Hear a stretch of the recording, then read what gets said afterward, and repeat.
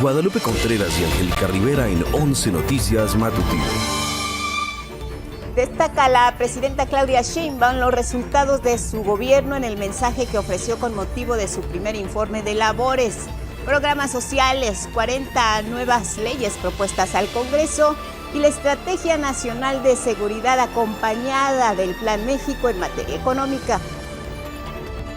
Se instala formalmente la nueva Suprema Corte de Justicia de la Nación, después de la ceremonia en la que se les entregó el bastón de mando a las nuevas ministras y ministros que rindieron protesta. Afirma el coordinador de Morena en la Cámara de Diputados, Ricardo Monreal, que será antes del viernes 5 de septiembre que se llegará a un acuerdo para elegir quién finalmente va a presidir la mesa directiva, que saldrá de una lista entregada por el Partido Acción Nacional al que le corresponde encabezarla por ley.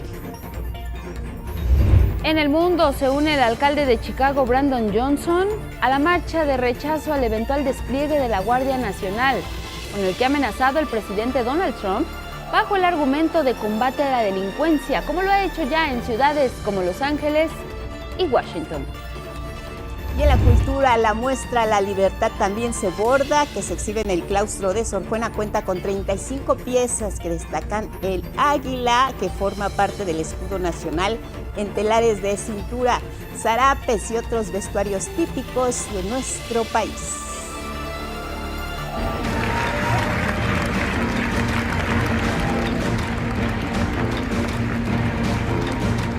Lo que se observa y también se escucha son los momentos de la ovación al cineasta mexicano Guillermo del Toro, nacido en Guadalajara, Jalisco. 13 minutos en los que el público asistente al Festival Veneciano aplaudió a Guillermo del Toro y lo hizo en reconocimiento por su nueva película Frankenstein, estableciendo un récord para el mexicano.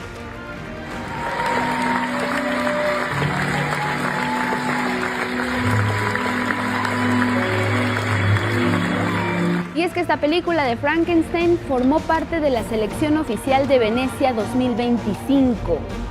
De acuerdo con algunos expertos, la propuesta visual destacó por tener una estética gótica, el uso de efectos artesanales y la exploración de temas como la empatía y la imperfección. El reparto principal está encabezado por Jacob Elordi, quien interpretó a esta criatura, Oscar Isaac como el Dr. Víctor Frankenstein y Mia Goth en el papel de Elizabeth Lavenza. Frankenstein va a llegar a cines selectos aquí en nuestro país el próximo 23 de octubre, antes de su estreno mundial, y en plataforma llegará el 7 de noviembre. Se perfila ya como una apuesta más del director para tener presencia en varios premios, incluidos los Oscar.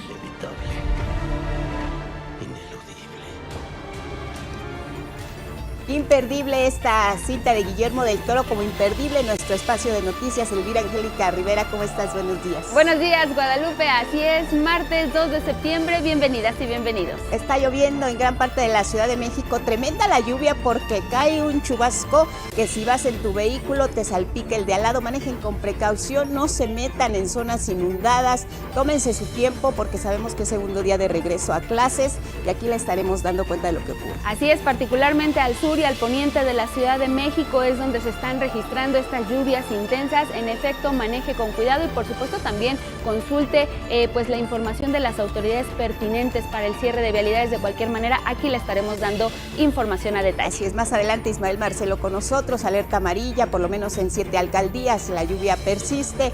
Lo más relevante aquí en nuestra pantalla, Jimena Raya, Magdalena Alejo, nuestras intérpretes en lengua de señas mexicana. Buenos días en radio, ¿cómo están? Manejen con cuidado. 95.7 de FM, los acompañamos a donde ustedes vayan.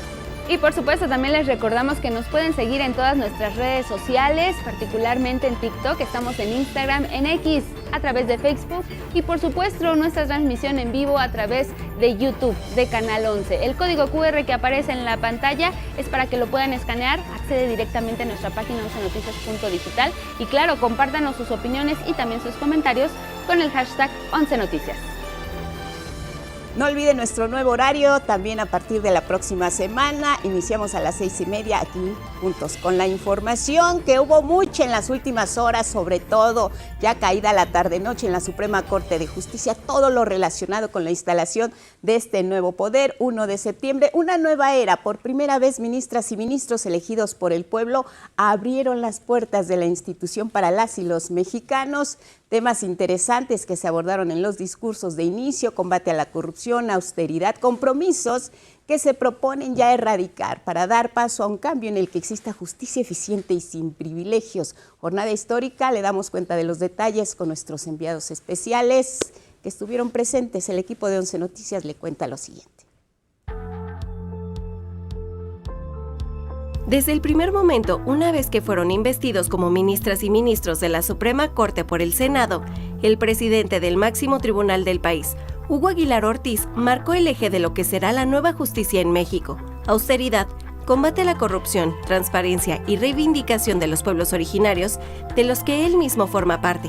Frente a la presidenta Claudia Sheinbaum, que asistió a la instalación de la nueva Corte en un acto republicano, y los titulares del Congreso de la Unión, Aguilar anunció las primeras acciones que tomará. Tan pronto se constituya el órgano de administración judicial, la Suprema Corte le solicitará que implemente las medidas necesarias para que todos los juzgadores electos en el pasado proceso electoral ganemos menos que la Presidenta de la República, conforme a lo dispuesto por el artículo 127 de la Constitución General, fracción tercera, lo que permitirá de inicio un ahorro anual de 300 millones de pesos.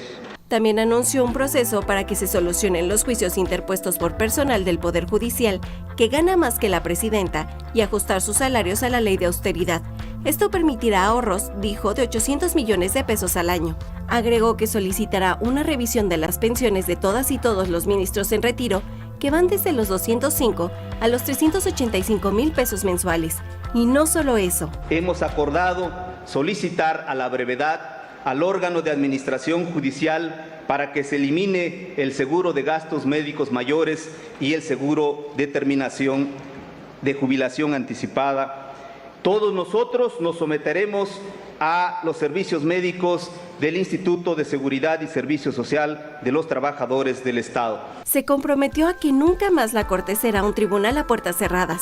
Se trata de pasar de una justicia de puertas cerradas, elitista, lenta y excluyente, a una de puertas abiertas, accesible, cercana al pueblo, plural, transparente, eficiente y sin privilegios. En la plaza pública, Hugo Aguilar hizo el siguiente compromiso.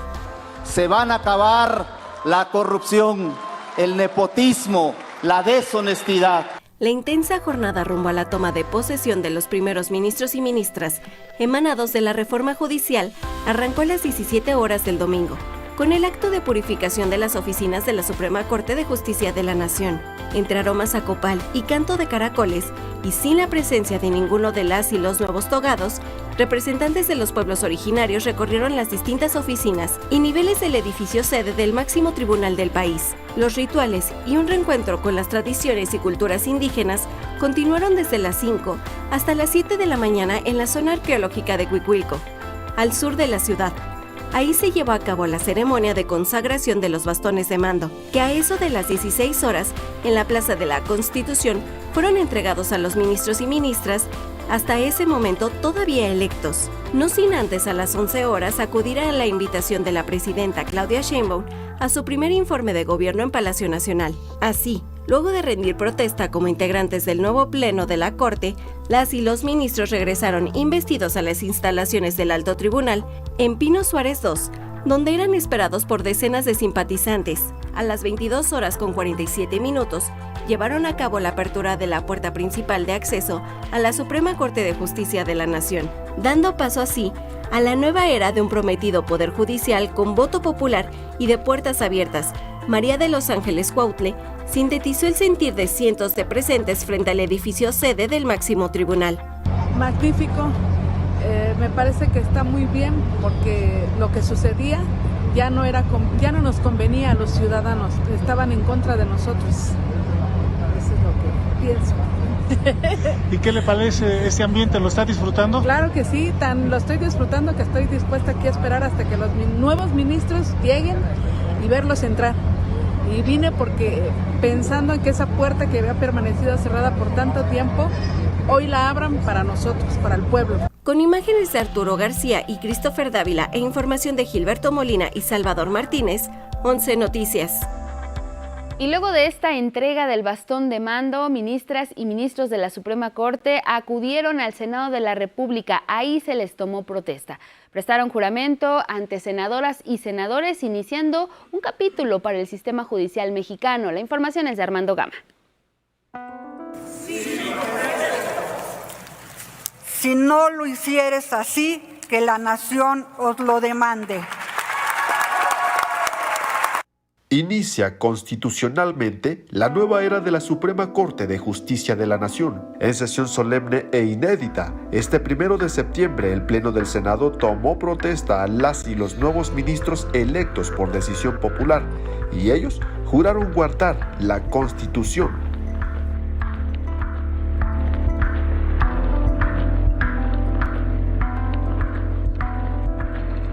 Como invitados y testigos de honor, la secretaria de Gobernación Rosa Isela Rodríguez, quien asistió con la representación de la presidenta Claudia Sheinbaum, además de la consejera jurídica del Ejecutivo Ernestina Godoy, secretarios de Estado y gobernadores. Aplausos de la mayoría parlamentaria para los nuevos integrantes del máximo tribunal y especial reconocimiento para Hugo Aguilar, quien se convirtió en el segundo presidente de la Corte de ascendencia indígena en la historia del país, solo detrás de Benito Juárez.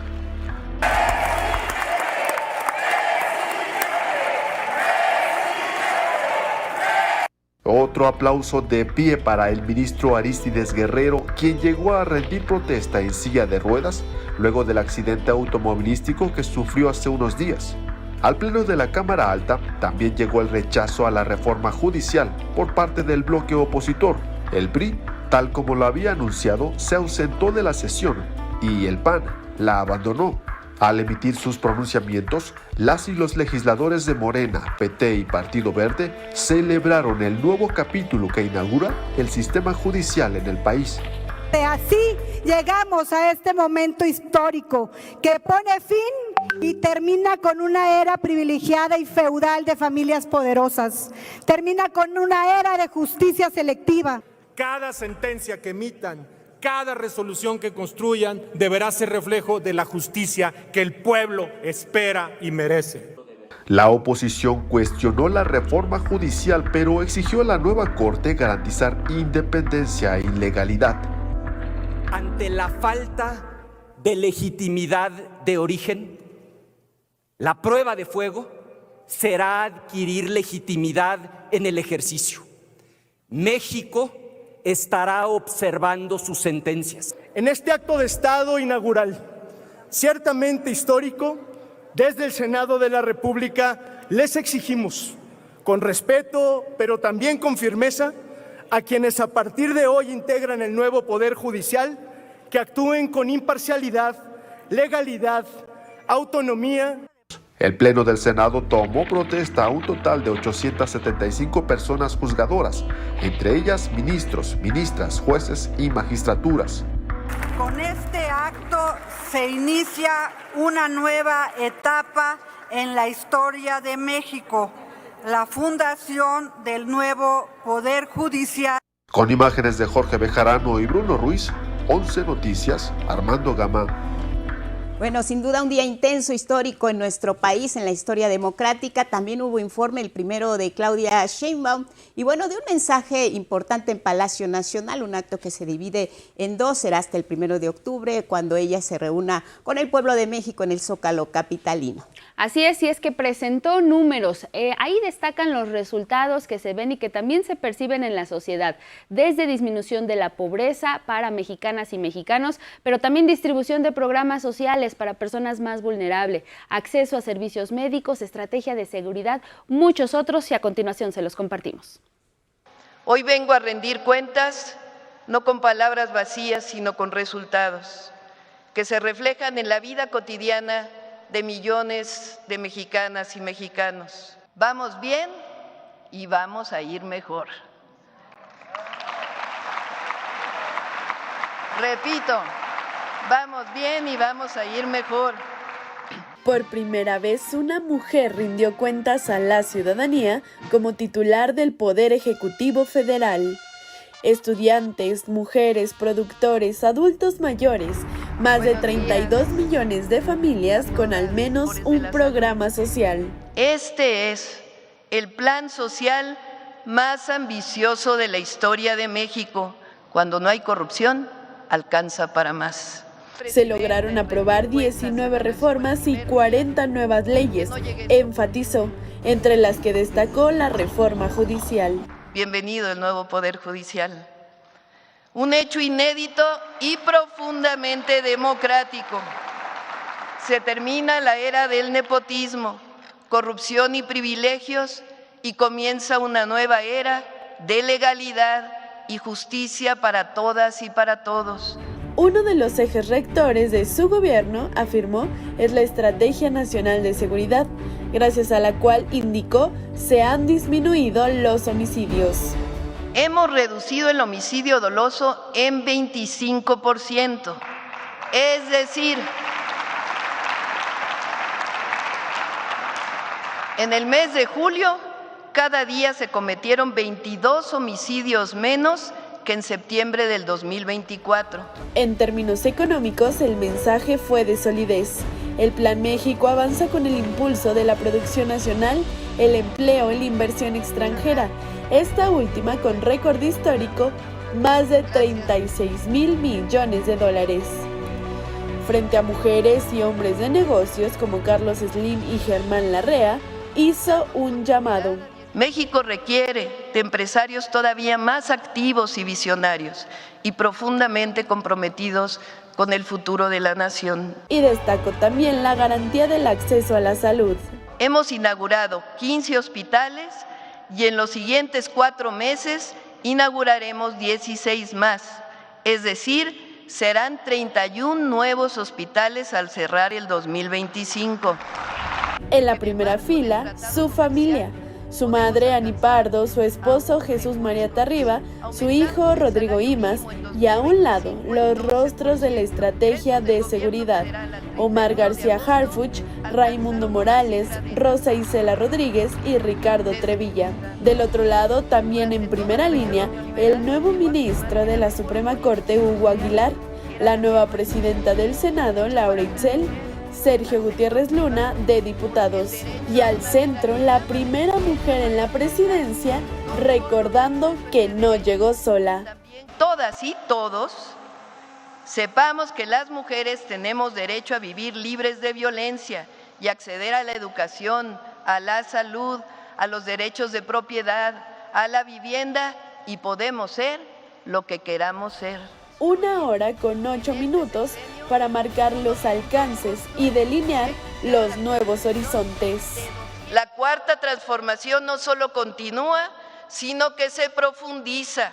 11 Noticias, Karen Ballesteros.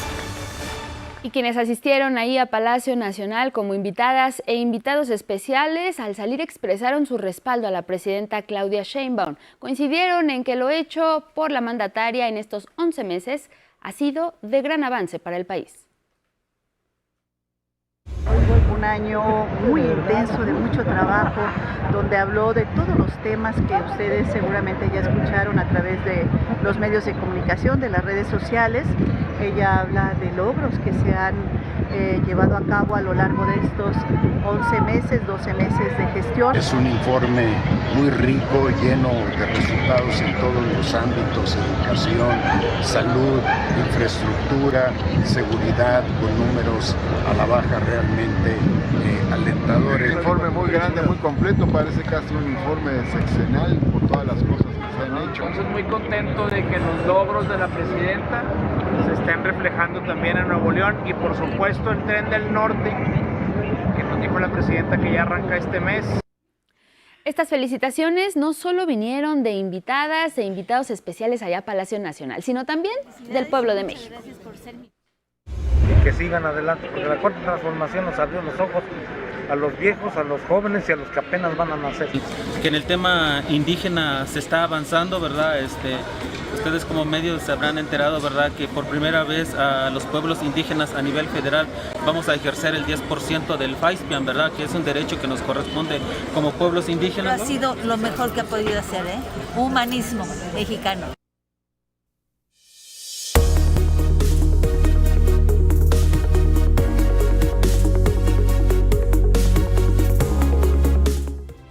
A las 6:26 en la hora del centro, estas dos noticias, la instalación de la Corte y el informe de la presidenta, son las que ocupan los principales diarios y también nuestro portal, donde tiene toda la información que necesita saber sin buscar en otra parte, actualizada minuto a minuto. Las mañaneras del pueblo, recordemos que hoy reinician, ayer no hubo, integrantes de la Corte se instalan, toman protesta, el informe de la presidenta, chéquelo y ahí lo tiene.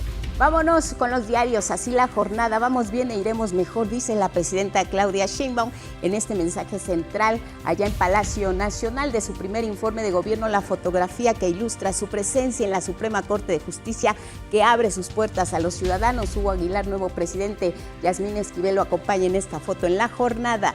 Revisamos ahora el Universal en primera plana, la toma de protesta de los integrantes de la nueva Suprema Corte de Justicia que promete fin a la corrupción y al nepotismo. Sheinbaum con Estados Unidos, dice la presidenta, cooperación en seguridad sin subordinación, el diálogo por delante. Revisamos Milenio, primer informe, vamos bien y vamos a ir mejor. Fin al nepotismo, dice la presidenta, la corrupción y los privilegios. Replantearán movilidad en la Ciudad de México por Mundial de 2026. De Milenio, vemos así la primera del Sol de México, vamos bien y vamos a ir mejor, en alto la mano de la presidenta Claudia Sheinbaum. Y por último, tenemos información en el Financiero con esta frase, vamos bien e iremos mejor. Claudia Sheinbaum, volvemos con más. 6:30 de la mañana, seguimos en 11 Noticias. Ya le adelantábamos ayer que también este 1 de septiembre fue la instalación del Congreso y recibió el primer informe de labores de la presidenta Claudia Sheinbaum. La sesión estuvo marcada por las confrontaciones entre legisladoras y legisladores del grupo mayoritario y también de la oposición.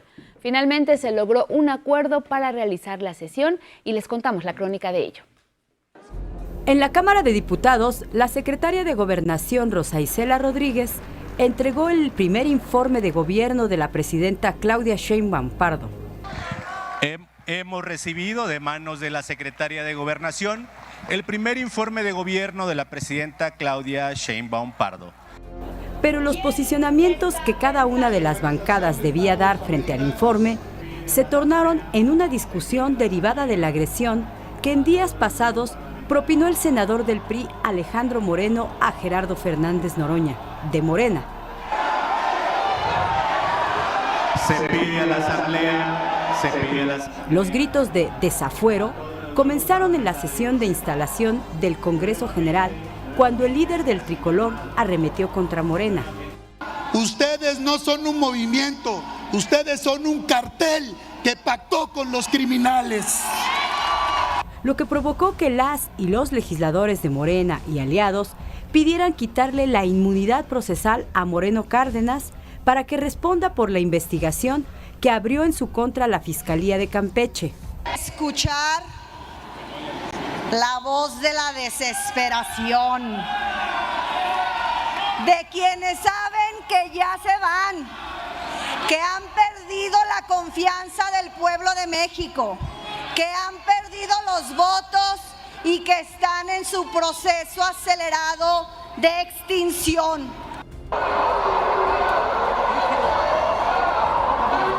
Fue hasta que los coordinadores de Morena y PRI llegaron a un acuerdo cuando se reanudó la sesión. El coordinador de Morena en la Cámara de Diputados concluyó con los posicionamientos afirmando que en México se respetan todas las libertades y derechos. Y México ejerce sus libertades de manera amplia. La libertad de expresión, la libertad de imprenta, la libertad de reunión, la libertad de manifestación. Será en los próximos días cuando en la Cámara de Diputados se cite a las y los integrantes del gabinete a comparecer por la glosa del informe de gobierno. Con información de Axel Meneses, 11 Noticias. Donde no se alcanzan los acuerdos es en la Cámara de Diputados, porque miren, antes del viernes 5 de septiembre esperan que finalmente logren ya una definición para saber quién es la persona que va a presidir la mesa directiva en la Cámara de Diputados. Ricardo Monreal, en entrevista radiofónica, apuntó que el nuevo presidente de la mesa directiva en San Lázaro saldrá de una lista previamente entregada por el PAN. Le corresponde a este partido encabezarla. Kenia López Rabadán, Margarita Zavala, Germán Martínez, Federico Dorin, perfiles que en el blanquiazul están propuestos para la presidencia en diputados. Te garantizo que antes del 5 de septiembre tendremos ya resuelto este diferendo aparente, que no lo es, es simplemente agotar el diálogo. Bien, sí, son muy agotadores. ¿Hombre o mujer?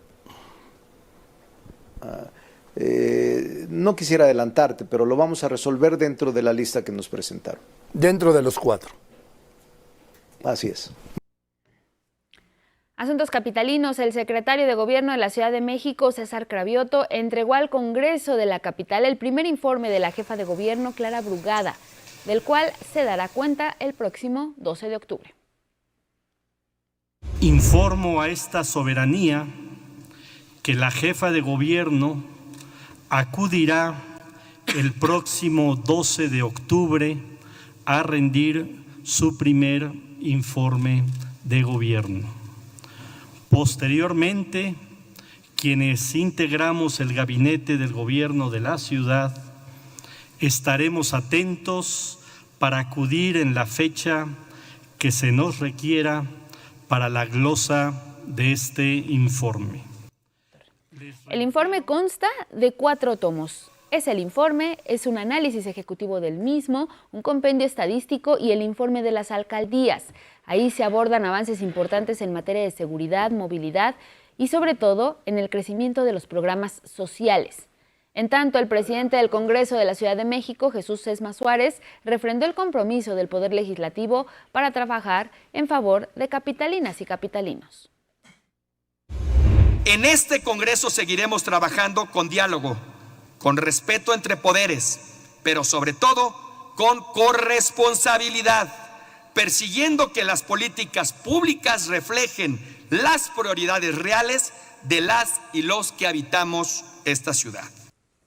También aquí en la Ciudad de México el Poder Judicial inició una nueva etapa en su historia como un poder autónomo cercano a la gente, y estuvieron también en el Congreso capitalino 5 magistrados del Tribunal de Disciplina Judicial, 34 magistrados, 98 jueces locales rindieron protesta, fueron electos por las y los ciudadanos de esta capital.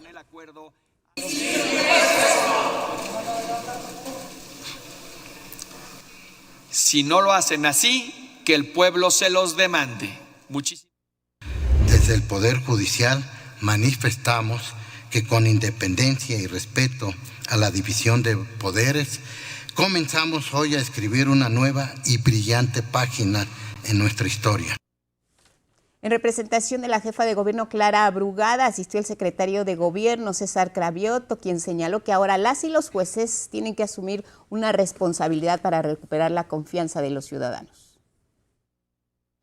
Que los ojos de los habitantes de la ciudad, pero también del país, porque serán juzgadores de la Ciudad de México, estarán puestos en ustedes.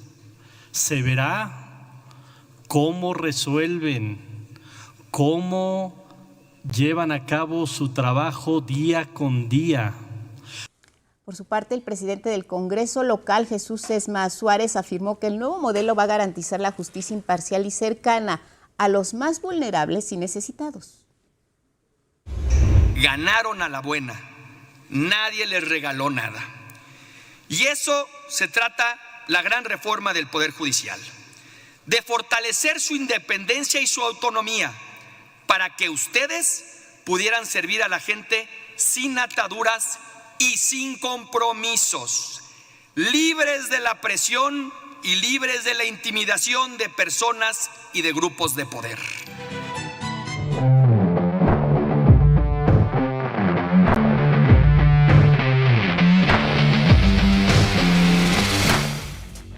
Momento de los deportes, Gabriel Sainz, listo como siempre, buenos días. Hola Gabo, ¿cómo estás? Buenos días Lupita, buenos días Angie, vamos con la información deportiva.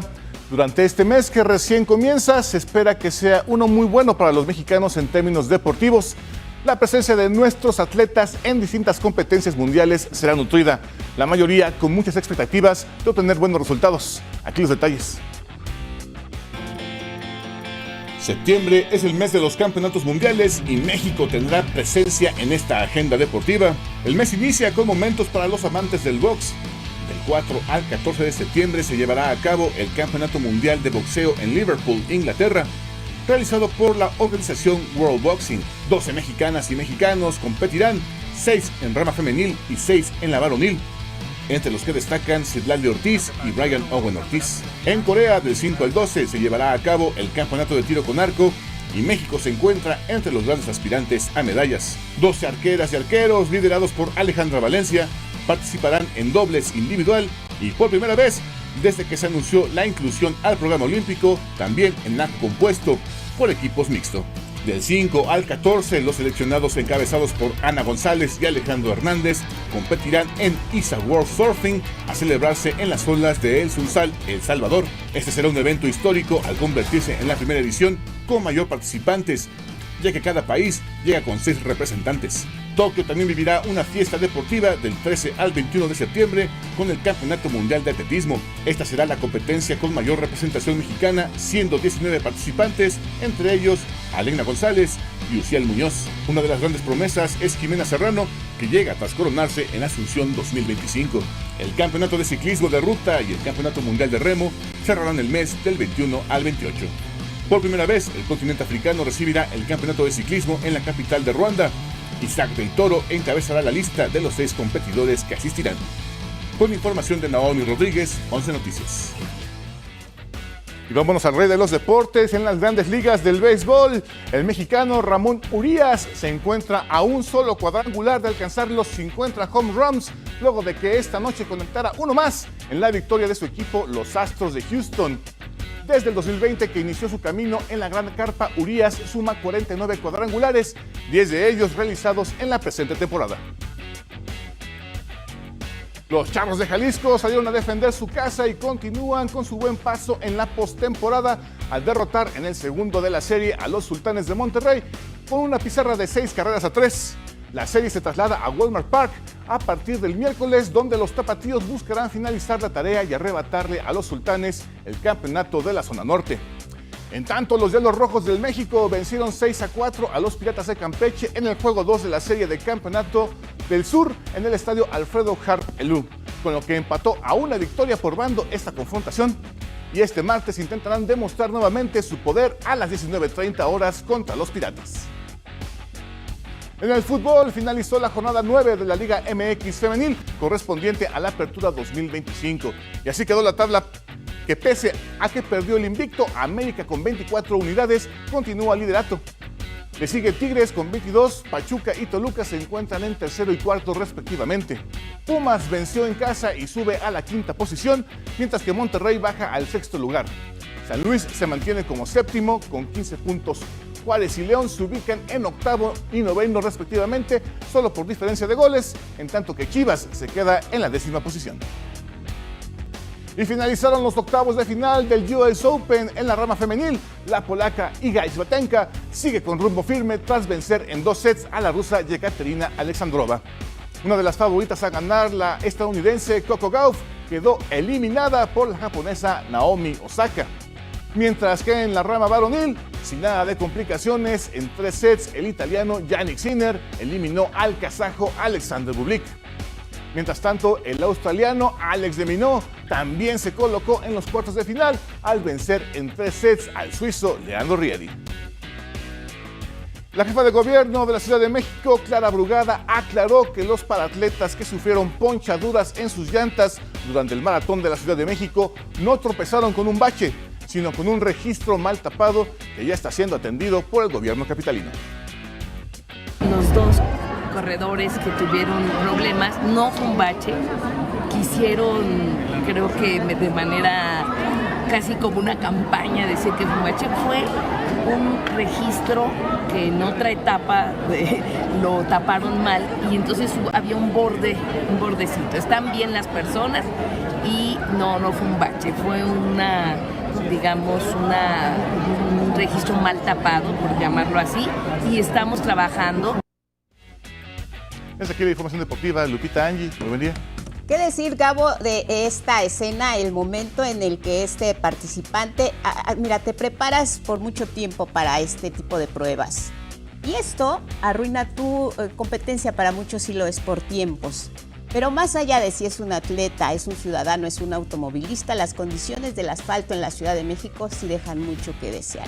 En este caso se escuchó en alto la voz de este atleta y eso fue lo que hoy nos tiene hablando del tema en los medios de comunicación y una respuesta de la jefa de gobierno. Es correcto, Lupita, si bien es deplorable la situación que tenemos en las calles de la Ciudad de México y más en un evento de esta magnitud, ¿no? Donde vienen atletas de todo el mundo, tener este tipo de percances sí arruina los tiempos, como bien lo comentas, de los atletas, o bien puede incluso generar una lesión. Como vemos la caída de este atleta, la verdad es que se pudo levantar, pudo terminar la carrera, pero cualquier otra persona, incluso un atleta que fuese corriendo, también puede tropezar en esa alcantarilla y se puede lastimar un tobillo e incluso puede hasta perder su carrera con alguna fractura, con una rotura de ligamento. Entonces yo creo que más bien debería de haber un recorrido minucioso, ¿no? En las calles por las que va a pasar la ruta del maratón. Y revisar así, con lupa, a ojo de hormiga, dónde están los detalles, dónde están los baches, las zanjas, para evitar este tipo de percances. Sobre todo porque estamos en la mira de todo el mundo. Así es, esperemos que tomen nota, Gabo, de esto que pues ya se ha denunciado públicamente, que ya aparentemente pues van a tomar en cuenta y que no se repita, particularmente pues para los paratletas, porque las lesiones pues son más fuertes. Y hablando también de campeonatos mundiales, Gabo, septiembre se antoja y se ve para muchas competencias en donde los mexicanos pueden brillar. Es correcto, Angie, hay muchas competencias y pues bueno, para la gente que es asiduo a los deportes, qué mejor que tener sus palomitas ahí para empezar a ver así a sus atletas favoritos, ¿no? Tenemos box, tenemos atletismo, donde tenemos muy buenas cartas y sobre todo tenemos el tiro con arco y ya sabemos que somos referentes ahí. Definitivamente ahí estará. Gracias, Gabo. Gracias, Lupita. Hasta Gracias, mañana. Buen día. Gracias. Seguimos con más. Les recuerdo, la lluvia persiste en la Ciudad de México. Es un día muy complicado. Ayer, primer día en que regresaron a clases muchos estudiantes, pues no les fue tan mal y sobre todo hubo muchas satisfacciones. Es el caso del primer día de clases de Ana Sofía, una estudiante de nivel medio superior. Ingresó al Politécnico en este nuevo ciclo escolar y les contamos su historia.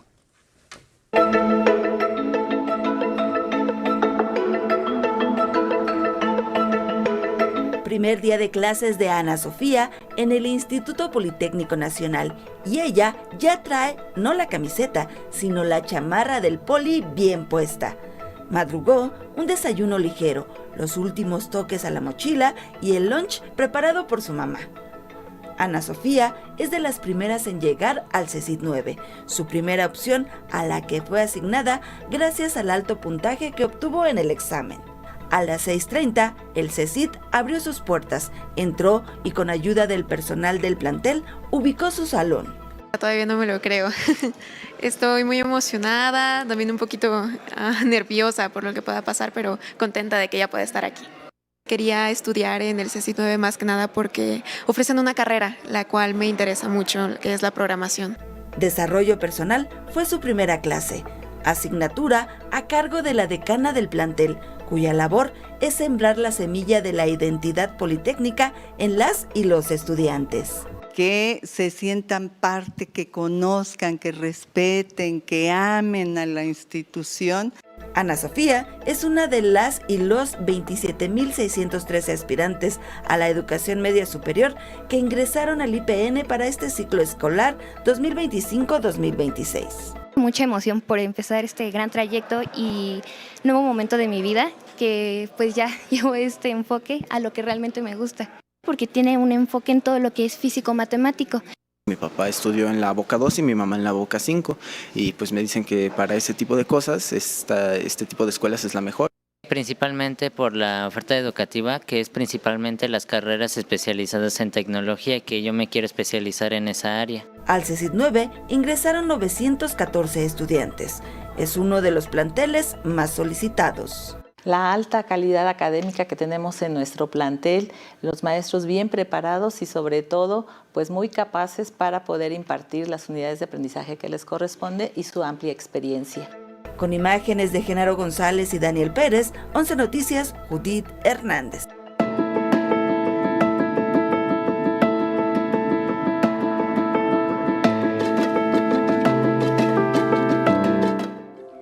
Ya le adelantábamos más temprano que la Ciudad de México amaneció con fuertes lluvias y calles inundadas. Por eso se activó la alerta amarilla en 12 alcaldías aquí de la capital del país, con posibilidad de caída de granizo.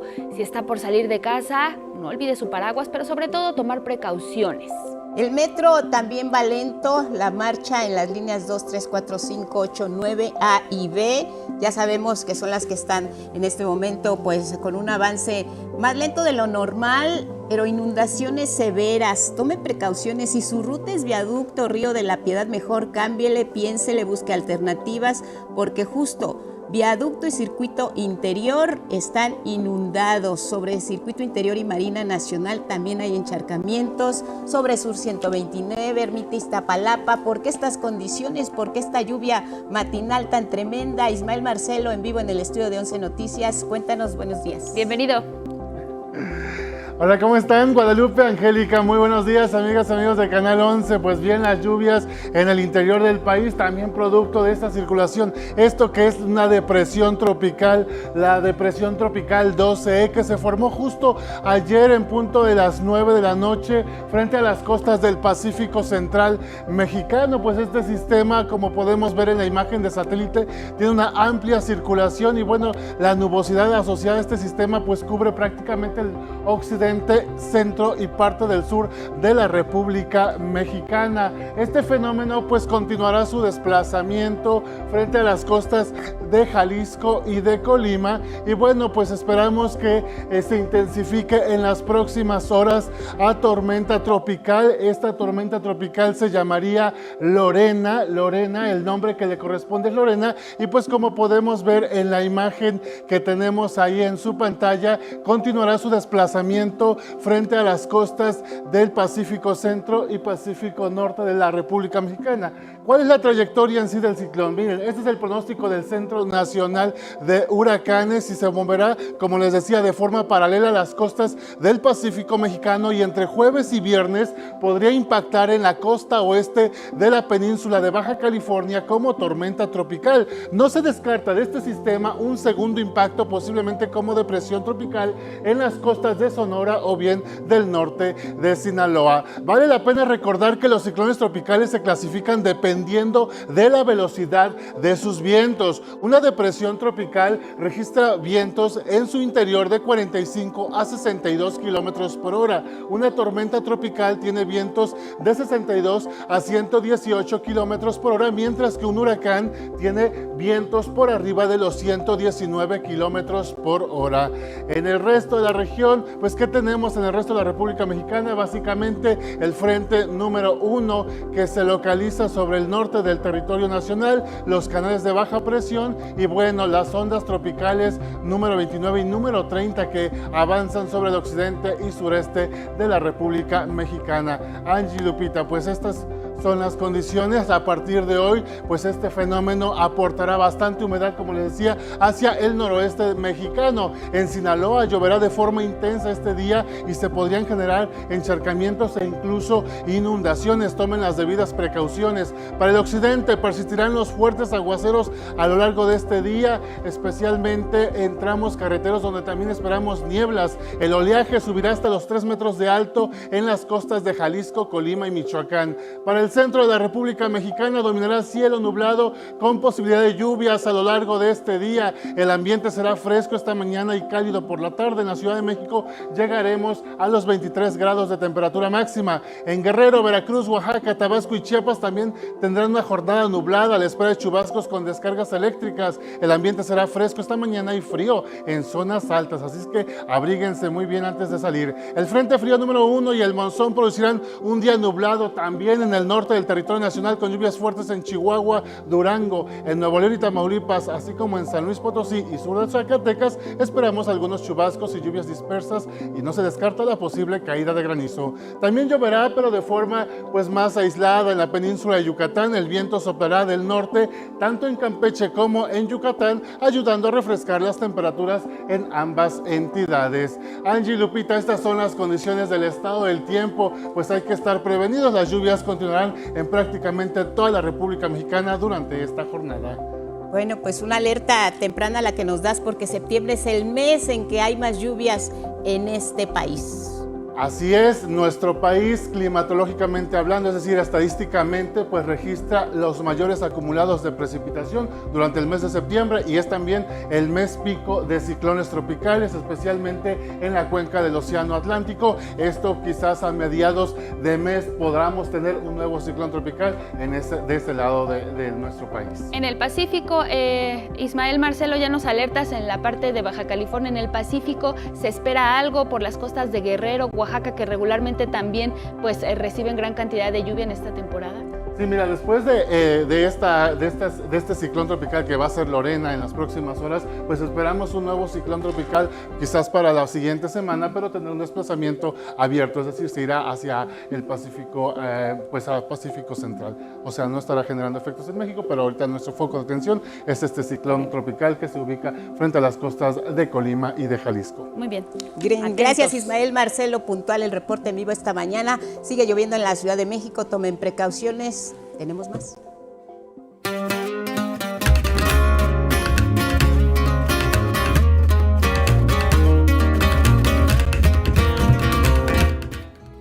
También llueve información cultural esta mañana y con Miguel de la Cruz. ¿Cómo estás, Miguel? ¿Cómo estás? Qué Buen gusto día. verte, Gracias, saludarte igualmente. y escucharte. Bueno, pues te diré, ayer fue un día especial porque se dio a conocer el premio de literatura en lengua romances que se entrega en el marco de la inauguración de la FIL de Guadalajara. ¿Quién es Amin Maalouf? Yo creo que un hombre libanés que vive en Francia, para muchos le sonará conocido, tiene muchos lectores, pero para otros no. Por eso elaboramos la siguiente nota. Amin Maalouf es un escritor franco-libanés nacido hace 76 años en Beirut. Después de estudiar economía política y sociología, se dedicó al periodismo, quizá por herencia, su padre también fue periodista. La guerra civil en su país provocó su exilio en Francia en 1976. Ahí continuó su trabajo como periodista y escritor hasta que en 1986 su libro León el Africano lo dio a conocer internacionalmente. Suma ahora 18 novelas publicadas, además de ensayos. Es secretario perpetuo de la Academia Francesa y tiene largo historial entre doctorados honoris causa y premios. Destacan el galardón Goncourt y el Príncipe de Asturias que obtuvo en 2010, ocasión en la que habló sobre la diversidad en el mundo. Lo que importa es cómo vivir juntos, cómo convertir nuestra diversidad en provecho y no en calamidad. Amin Maalouf es un analista del mundo y sus conflictos. En su libro reciente, Laberinto de los Extraviados, revisa la situación actual de Rusia, Japón y China frente a Occidente. Muchos lectores han puesto la vista en sus letras, no por nada su obra ha sido traducida a 50 idiomas. Ahora se anunció que es el ganador del Premio de Literatura en Lengua Romances. En enlace hasta Francia, Amin Maalouf agradeció este premio sobre todo por el valor de la literatura. En la manera en que nos tratamos unos a otros, y la literatura puede representar un remedio para esto. Este observador que comparte su visión del mundo en libros recibirá su reconocimiento en la inauguración de la FIL Guadalajara el 29 de noviembre. 11 Noticias, Miguel de la Cruz. Bueno, pues ahí el premio de literatura en lengua romances que se entregará el próximo 29 de noviembre. Y hoy se cumplen 220 años del nacimiento del poeta argentino. Bueno, el poema va ahora Esteban Echeverría, en su honor el poema del día, A una lágrima, que en alguna parte dice: su luz es como llama del cielo desprendida, que infunde al mármol vida, penetra el corazón. Quien lo solicite lo comparto completo por X, @Miguel de Sol, la de LA. Estamos a una lágrima del corte, Miguel. Exacto. Pero nos vamos con buen sabor de boca con este poema y regresamos porque tenemos libro y más de cultura. Estamos de vuelta. Estamos de vuelta. Regresamos para continuar hablando de cultura. En un mes como este no puede faltar la relación que existe con nuestros símbolos patrios y los tejidos de nuestros artesanos. Eso tiene toda una tradición, bien dices.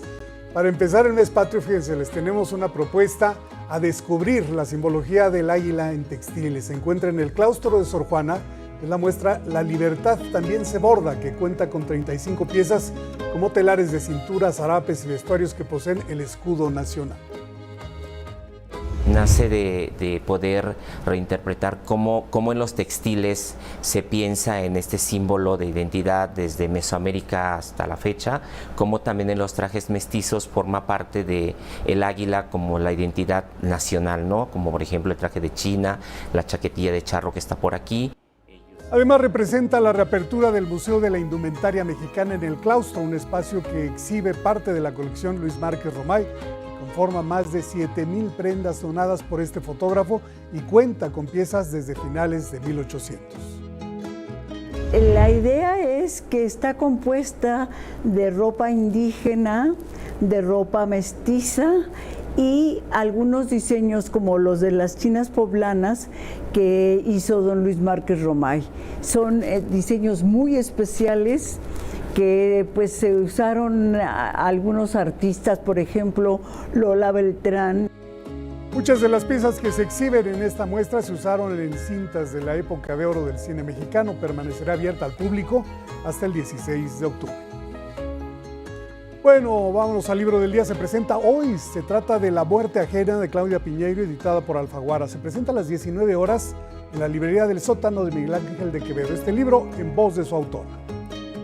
Es la historia de dos hermanas que no se conocen porque el padre abandonó a la primera cuando tenía 15 años. La mayor es periodista y cuando va camino a su programa de radio de todas las mañanas, se entera en el taxi que acaba de caer una mujer de un edificio, hace su programa de radio y cuando llega al final lo menciona, no tiene más nada para agregar. Cuando sale de la radio ve en la televisión, en una de las pantallas, que debajo dice que cayó una chica de un edificio, una chica escort, y se da cuenta por el nombre que esa chica escort es su hermana. La historia luego tiene algunas cuestiones que van introduciendo al lector en temas como, por ejemplo, la relación entre la sexualidad y el poder. Hay dos temas que me interesa como señalar.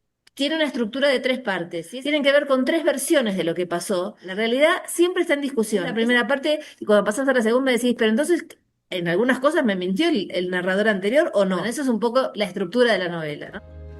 Bueno, y luego con el 11 avanzamos a la página 160 o 160 páginas. Si alguien escucha raro esta cantidad, yo me equivoqué en el camino y di más, una cifra de más. Pero literalmente vamos en la 160 de la novela La próxima vez que te vea te mato, de Paulina Flores, editada por Anagrama. Recuerden que la sala de lectura será el próximo viernes a las 7 horas dentro del Hey Festival Querétaro.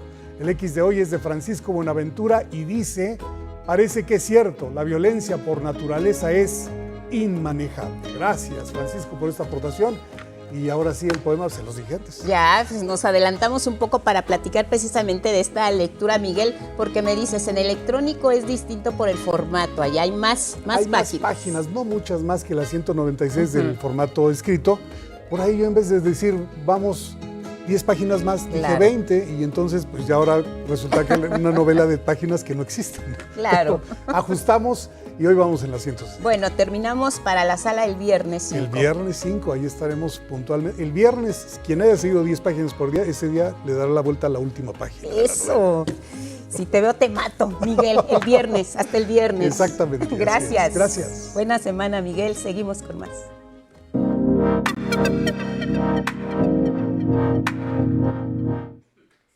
Y bueno, ahora agradecemos la comunicación al secretario de Vivienda de la Ciudad de México, Inti Muñoz. Buenos días, Inti. ¿Qué tal, Guadalupe, Angélica? Me da gusto saludarles esta mañana. Gracias, Inti. Y bueno, pues queremos conversar contigo sobre esto que ha ocurrido en los últimos días, en las últimas semanas, que tienen que ver con los desalojos en la capital del país, particularmente en la zona centro. A mí me gustaría arrancar, pues que nos comentaras qué es lo que está pasando particularmente con estos desalojos en la Ciudad de México. ¿Han aumentado? ¿Quién los ordena? ¿Quién los ejecuta? ¿Cómo está la situación en la capital del país en este tema? Bien, te comento, se dio en la semana pasada una situación extraordinaria en la que en efecto hubo 2 recuperaciones de inmuebles. Tienen una historia distinta cada uno de ellos.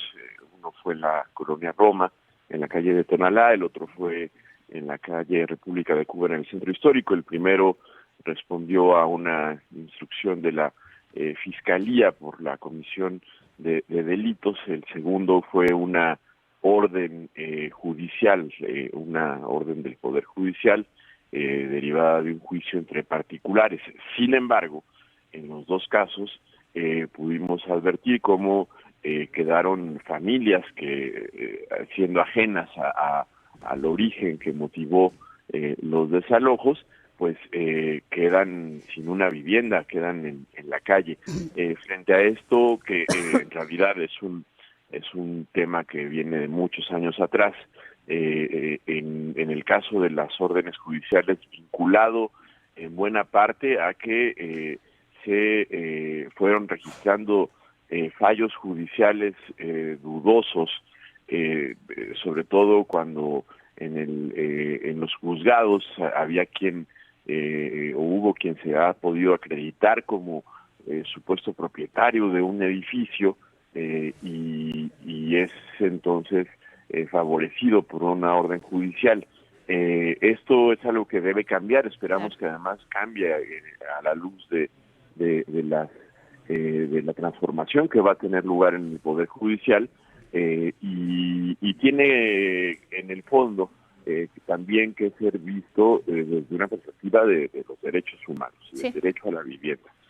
Por supuesto, también en el marco del respeto a la propiedad privada, eso está fuera de discusión, pero lo que ha anunciado la jefa de gobierno es muy importante, para que estas situaciones vayan desapareciendo y sobre todo desaparezcan en este tipo de decisiones jurisdiccionales, los abusos o la violación al derecho de las personas, los derechos humanos de las personas, pues a habitar en la ciudad.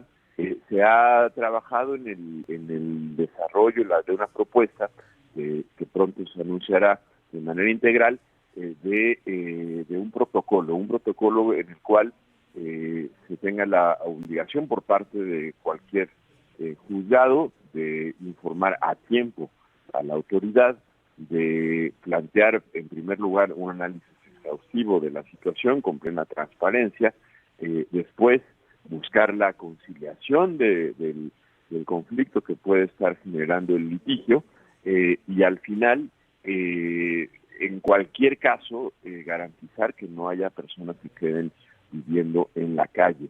En los dos casos también quiero señalar, se ha anunciado que el gobierno de la ciudad buscará la adquisición de los inmuebles, de los edificios en los cuales tuvieron lugar los desalojos, por razones diferentes, para que ahí sean desarrollados proyectos de vivienda en favor de quienes ahí habitaban.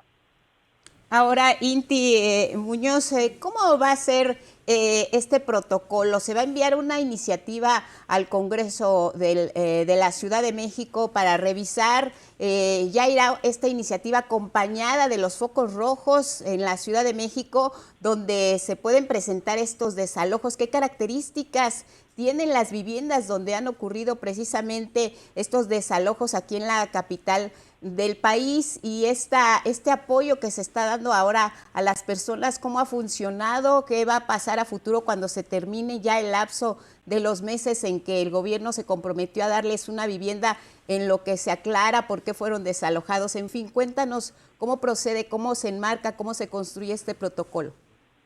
Bueno, primero, la intención es que el protocolo tenga una eficacia garantizada, y para esto estamos analizando si es necesario reformar algunas disposiciones legales o si con las facultades que tiene el Poder Ejecutivo y procurando algún tipo de acuerdo con el Poder Judicial se puede llegar a algún tipo de convenio que tenga un valor reglamentario. No se descarta, sin embargo, la reforma de algunas leyes. Pronto se anunciará. Y respecto a los edificios, en general tenemos una constante, son edificios antiguos en los cuales han habitado familias desde toda la vida, las familias que hoy habitan en esos espacios. Incluso pagan renta. Así es, pero también hay una constante, que pagaban renta a un propietario que posiblemente murió, por ejemplo. En los dos casos esto se presenta, o a alguien que ya no era que no es el propietario, se estuvo pagando la renta históricamente, y después se comenzó a pagar la renta en un esquema también de incertidumbre jurídica, sobre todo para las personas. Entonces, bueno, se trata de edificios donde puede haber un problema de falta de testamento, edificios intestados, edificios donde no hay propietario, y entonces hay quien al final se acredita como tal de manera indebida. Esto sobre todo en el caso de Cuba. Sí. Que el caso de Guatemala en la Roma fue diferente. Y bueno, la primera cosa, la instrucción de la jefa de gobierno, la política de vivienda, ha sido muy clara desde el primer momento, es ponernos del lado de la gente, ponernos del lado de las personas, de las familias, de los adultos mayores, de los niños. Sí. Y en ese sentido estamos apoyando a todas las familias afectadas por los eventos de la semana pasada con ayuda de renta, son ayudas que se dan por más de 4,000 pesos al mes. Y en el caso de las familias de Cuba estamos también cubriendo los costos del hospedaje en algunos hoteles para que tengan garantizado un techo. Y al mismo tiempo pues estamos ya en las gestiones necesarias para lo que comenté, buscar que en esos mismos edificios, una vez analizada la situación jurídica y resuelto lo judicial, podamos adquirir los edificios y desarrollar proyectos.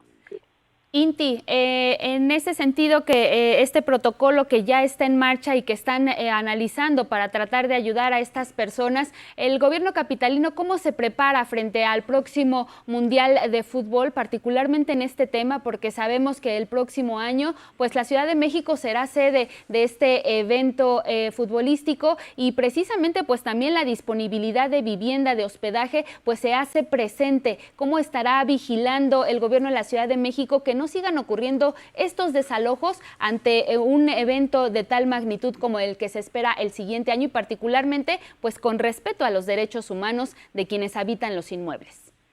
Bien, hay que mencionar primero que se creó un gabinete especial para el análisis de los despojos y los desalojos. Es en el marco de los trabajos de este gabinete que se está buscando dar solución en el marco de los derechos humanos a este tipo de situaciones.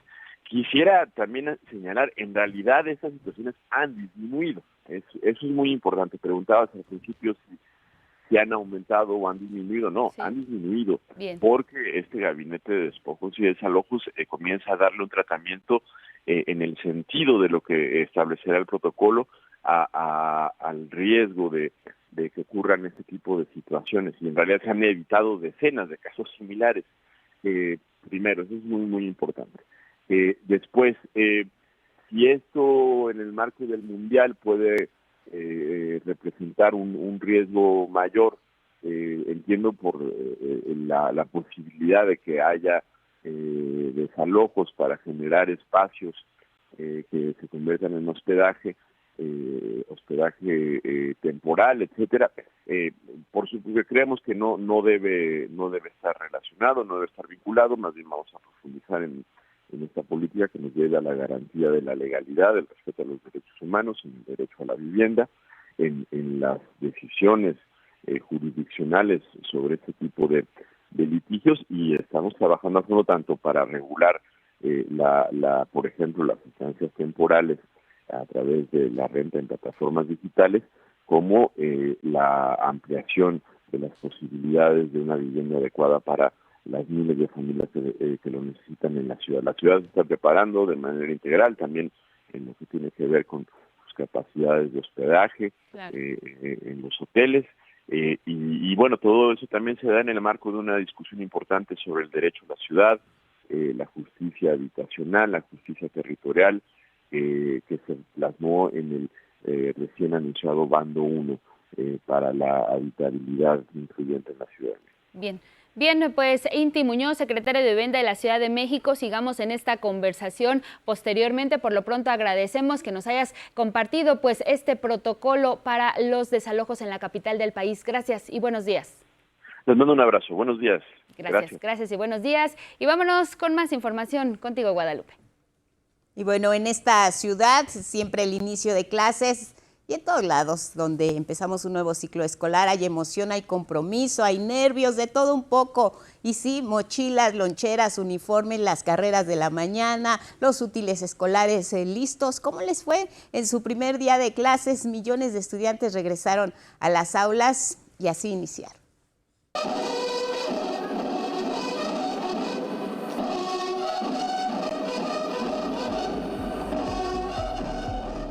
Con alegría, algunos con sueño, pero con el deseo de alcanzar nuevas metas, 29 millones de niñas, niños y adolescentes del nivel básico y medio superior regresaron a clases este 1 de septiembre. Que me vaya bien y echarle ganas. Que le echen muchas ganas, que sean respetuosos con sus compañeros y maestros sobre todo. Este será el tercer año en el que se ponga en marcha la nueva escuela mexicana. En este nuevo ciclo, será un espacio para afianzar la nueva escuela mexicana y consolidar los consejos técnicos como comunidades de aprendizaje, comunidades de transformación de la enseñanza, donde la experiencia retroalimente dudas y respuestas, donde el diálogo de saberes sea horizontal y la reflexión crítica sea irrenunciable. Desde las aulas se busca que las y los adolescentes aprendan y pongan en práctica la igualdad de género. En este arranque de ciclo escolar se repartirán 6 millones de cartillas para todas y todos los estudiantes de nivel básico, de secundaria y de primaria. Porque si no, cuando crecen se vuelven un poquito machistas. Piensan que las mujeres pues nomás son como amas de casa o objetos y así. Durante la ceremonia del inicio del ciclo escolar 2025-2026, el secretario de Educación Pública, Mario Delgado, anunció que la beca Rita Cetina se otorgará desde la primaria para combatir el rezago escolar. También anuncio que esta beca se va a extender a primarias. La beca Rita Cetina va a seguir creciendo y llegando a más adolescentes y niños y niñas en nuestro país. Salieron de rezago educativo 350,000 personas, así que vamos caminando bien en el derecho a la educación. Está muy bien, para nosotros nos sirve, porque empezamos a aprender sobre nuestros derechos. Y lo de la beca también es bueno para nosotros, empezamos a ganar nuestro dinero y es más para la escuela lo que ganamos. Con imágenes de Miguel Escobar y Javier Ayllón, 11 Noticias, Gabriela Jiménez.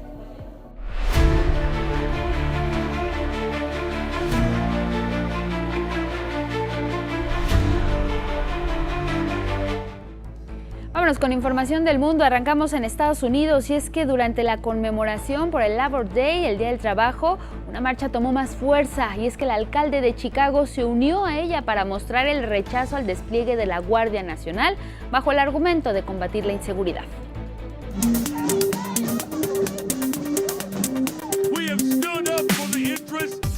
En Chicago se conmemoró el Día del Trabajo en honor a los 6 obreros mártires que en 1886 fueron reprimidos por desencadenar un movimiento en favor de la jornada laboral de 8 horas.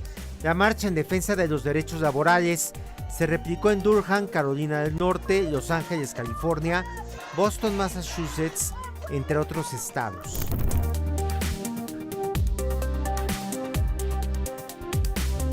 Ahora cobró más fuerza el alcalde de Chicago, el demócrata Brandon Johnson, se unió a la marcha para rechazar el eventual despliegue de la Guardia Nacional que podría ordenar el presidente Donald Trump para combatir a la delincuencia.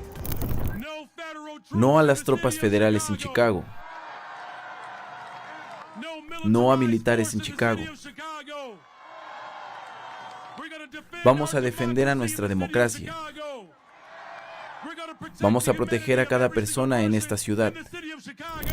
El fin de semana, Johnson firmó una orden ejecutiva que impide que policías locales colaboren con el Servicio de Inmigración y rechazó cualquier despliegue militar. Podríamos ver a un servicio de migración militarizado, a la Guardia Nacional, vehículos militares en nuestras calles. Nosotros no lo pedimos. Trump ya desplegó soldados y agentes federales en Los Ángeles, California y Washington, D.C., argumentando un aumento en el número de delitos sin comprobarlo.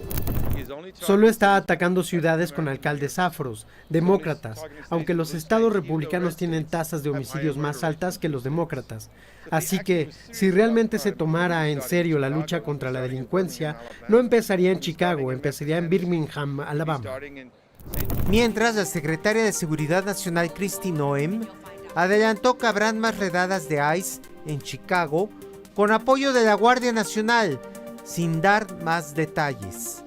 11 Noticias, Federico Campbell Peña. Seguimos con la información del mundo. Los presidentes de Rusia, China y el primer ministro de India demostraron tener una excelente etapa en sus relaciones, una muestra de unidad frente al presidente de Estados Unidos, Donald Trump, y esto, según calificaron los medios en todo el mundo. Ocurrió durante la apertura de la cumbre de la Organización de Cooperación de Shanghái, realizada al este de China. Los líderes de Rusia, Vladimir Putin, y de India, Narendra Modi, caminaron tomados de la mano para encontrar al mandatario chino, Xi Jinping.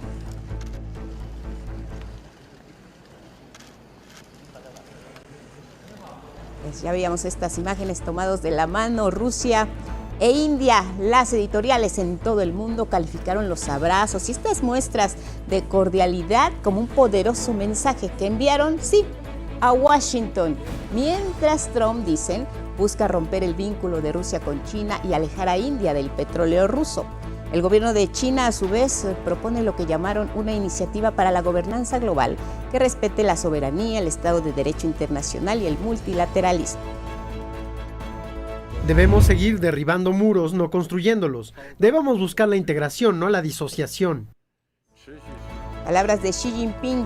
India coincidió en que el encuentro puede ser una guía para el multilateralismo y el orden mundial inclusivo.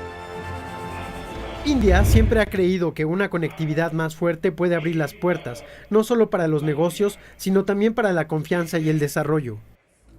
Esta es la primera vez que en 7 años el primer ministro indio viaja a China y luego de que el presidente Trump le impusiera aranceles del 50% por comprar petróleo a Rusia. El mandatario ruso Vladimir Putin agradeció a su vez a China e India sus esfuerzos y propuestas, dijo, para alcanzar y lograr la paz en Ucrania. Y vamos a Brasil porque este martes comienza ya la fase final del juicio contra el expresidente Jair Bolsonaro, aunque su abogado informó que no comparecerá ante la Corte Suprema. Y es que hay que recordar que Bolsonaro está acusado de participar en un supuesto golpe de Estado contra el actual mandatario Luis Ignacio Lula da Silva en las elecciones de 2022. Las instalaciones del Supremo Tribunal Federal, lugar donde se realizará el juicio, es vigilado por un operativo policial que permanecerá hasta el 12 de septiembre, fecha en la que se espera concluya este proceso. También van a ser juzgados 7 ex colaboradores de Jair Bolsonaro, incluidos generales y exministros de su administración. Bolsonaro podría enfrentar una condena de hasta 40 años de prisión, además de que ha sido inhabilitado por 8 años para ejercer cargos públicos. Previo al juicio, simpatizantes de Jair Bolsonaro se manifestaron afuera del tribunal en apoyo al exmandatario. Nos vamos a Venezuela, donde el presidente Nicolás Maduro calificó como un acto injerencista el despliegue de 8 buques de guerra con 1.200 misiles y un submarino nuclear que envió el presidente de Estados Unidos, Donald Trump, cerca de las costas venezolanas. Porque Venezuela está enfrentando la más grande amenaza que se haya visto en nuestro continente en los últimos 100 años. Es una amenaza extravagante, injustificable, inmoral y absolutamente criminal. El presidente de Venezuela, Nicolás Maduro, alertó que Estados Unidos está violando el Tratado de Tlatelolco al enviar estas armas nucleares, dijo, a la zona, y reiteró que su país, Venezuela, está listo para defenderse en caso de un ataque. Al mismo tiempo, responsabilizó de este operativo al secretario de Estado estadounidense, Marco Rubio. Que Marco Rubio quiere manchar sus manos de sangre, con sangre suramericana, caribeña, con sangre venezolana. Lo quieren llevar a un baño de sangre y que su apellido, Trump, se manche de sangre por los siglos de los siglos, con una masacre contra el pueblo de Venezuela. Frente a esta situación, la Comunidad de Estados Latinoamericanos y del Caribe, la CELAC, que convocó a una reunión de emergencia, acordó mantener América Latina y el Caribe como una zona de paz y con respeto a la soberanía de los países. La Flotilla por la Libertad continúa este martes su viaje por el Mediterráneo con el objetivo de llegar a la Franja de Gaza y romper así el bloqueo impuesto por Israel contra la población palestina, que además se enfrenta a bombardeos diarios, asesinatos, detenciones y desapariciones. Y es que mire, tal como le comentábamos, la flotilla salió el domingo 31 de agosto, pero tuvo que regresar a la costa de Barcelona debido a que el mal tiempo podría afectar las embarcaciones más pequeñas. Bueno, pues ya este lunes por la tarde salieron nuevamente con rumbo a Túnez. Ahí se unirán más embarcaciones e iniciarán la segunda parte del viaje hasta la Franja de Gaza. Sin embargo, debido a la tormenta, 5 barcos tuvieron que regresar nuevamente a Barcelona.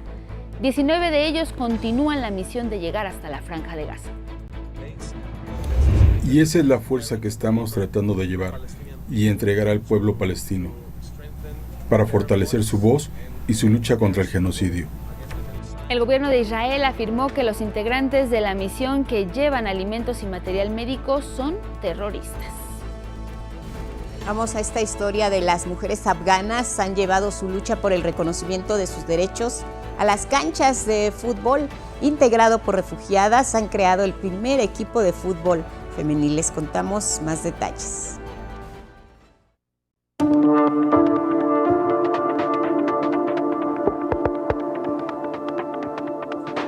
Las mujeres afganas futbolistas enfrentan una doble lucha, como mujeres bajo el régimen talibán que les arrancó derechos y como futbolistas, porque son menos reconocidas que sus colegas hombres. El equipo de fútbol de afganas ha luchado durante años por el reconocimiento total de la FIFA a su equipo de fútbol. Sin embargo, la política se atraviesa.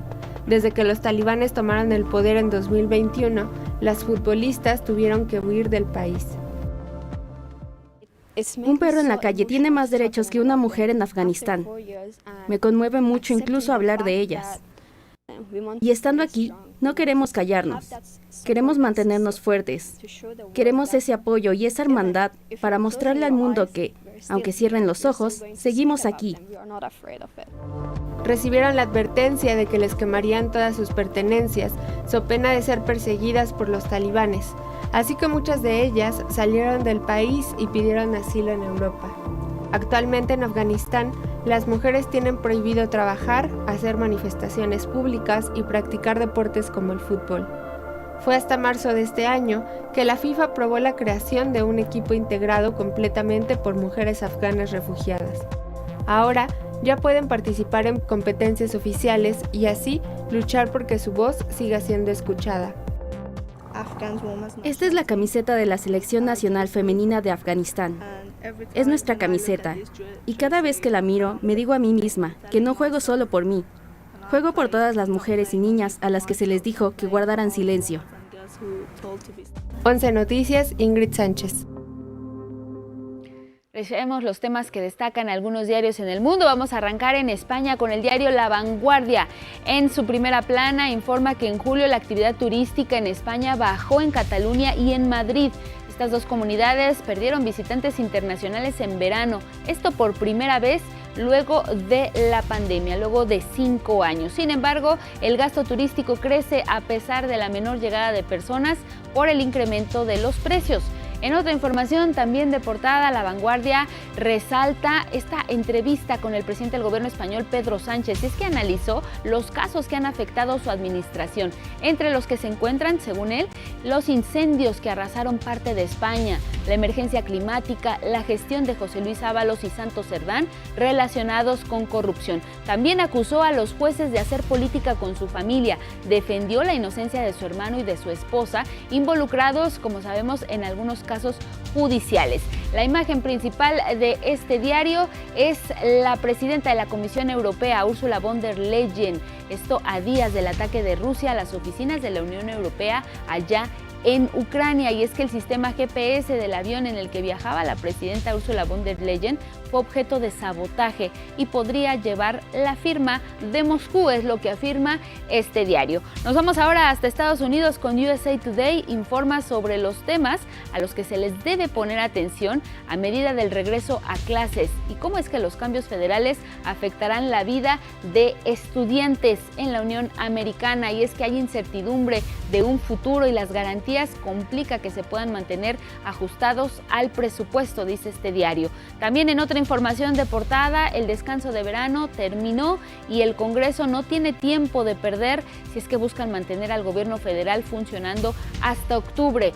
Esto es en referencia a que los republicanos necesitan 602 votos en el Senado y el apoyo de los demócratas para aprobar un proyecto de ley de presupuesto y evitar así un cierre gubernamental, lo cual le da a los demócratas una considerable influencia política por primera vez desde marzo. La imagen principal de USA Today pues es su nombre, se trata de Arturo Espinosa, 17 años tiene, en algunas ocasiones busca grupos de influencers en línea para obtener información sobre su problema, la ira, y es que menciona que le ha ayudado. Es así como ilustra su primera plana USA Today.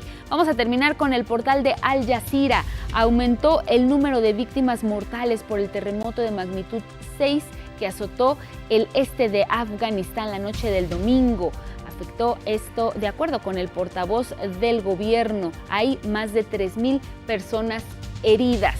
En tanto, los equipos de rescate y ayuda luchan por llegar a las zonas montañosas aisladas del acceso a las carreteras y continúa la búsqueda por sobrevivientes. Es la cobertura que está dando Al Jazeera a este terremoto ahí en Afganistán.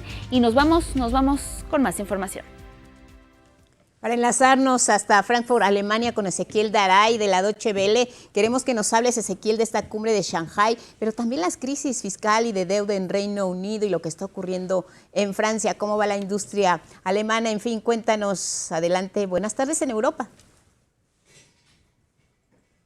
Una semana movida en los mercados que comienza con la cumbre de cooperación en Shanghái entre economías muy importantes de Oriente como China, Rusia, la India, y se trata también de una propuesta por el multilateralismo como respuesta a Trump.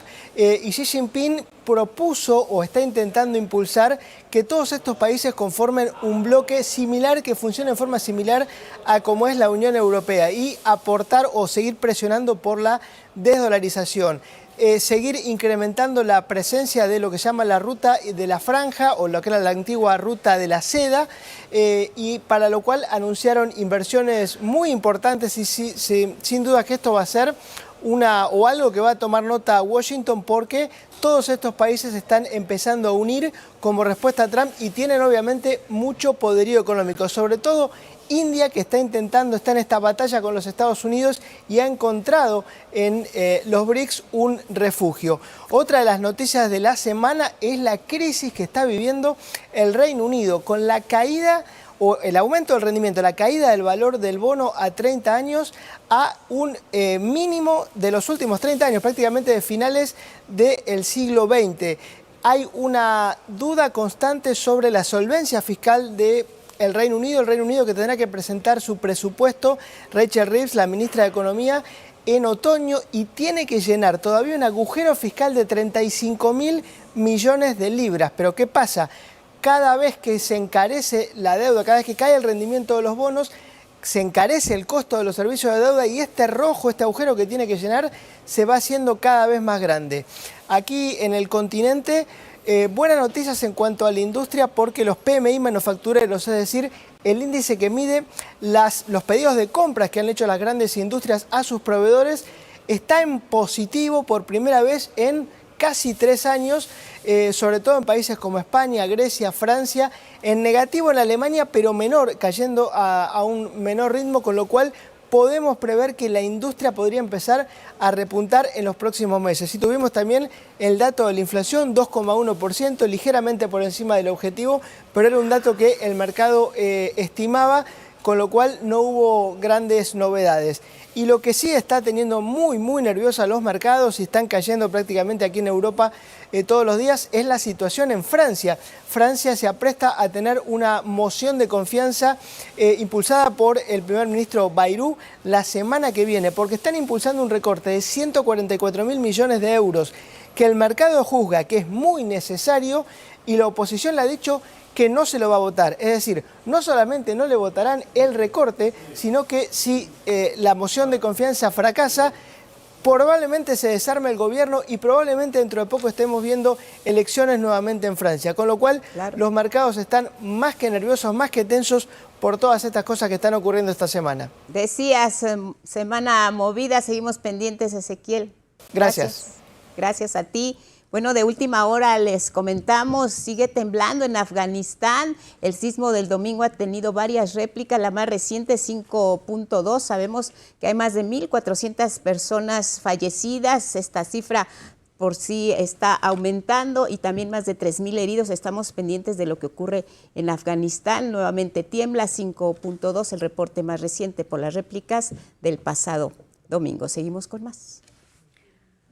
Vámonos ahora con información de nuestro país, y es que con motivo del primer informe de gobierno, la presidenta Claudia Sheinbaum, el Sindicato Nacional de Trabajadores de la Educación, el CENTE, expresó su respaldo y solidaridad a quien encabeza el Estado mexicano con un liderazgo arraigado en principios democráticos y en la lucha por los derechos de las mayorías. Y ahora nos vamos hasta Palacio Nacional a la conferencia matutina. Bueno, pues regresamos al estudio para agradecerles que nos hayan acompañado con avisos muy breves. 9 de la mañana, ya la depresión tropical 12E se intensificó a tormenta tropical Lorena en el Pacífico mexicano. Ojo, por allá las lluvias van a intensificarse, se localiza a 385 kilómetros al oeste de Manzanillo, Colima, y de acuerdo con el pronóstico del Centro Nacional de Huracanes, mantiene su trayectoria hacia la península de Baja California, donde podría ya incluso impactar este fin de semana. Aquí le estaremos contando puntualmente el curso de este fenómeno meteorológico con Ismael Marcelo. Y también recordarles que este fenómeno va a producir lluvias muy fuertes, particularmente en Michoacán, Colima y Jalisco, así como oleaje de 3.5 metros en zonas costeras. Ya el Servicio Meteorológico Nacional de la Conagua advierte los efectos de este ciclón que empezarán a sentirse particularmente en Baja California Sur a partir de esta noche de este mismo martes. La solicitud a ciudadanas y ciudadanos en esas entidades: extremen precauciones, hay riesgo de deslaves e inundaciones, atendan recomendaciones, no se metan en las zonas donde hay agua estancada, manejen con precaución, en fin. Nos vemos mañana. Así es, y aquí en la Ciudad de México continúa la lluvia, maneje y salga con tiempo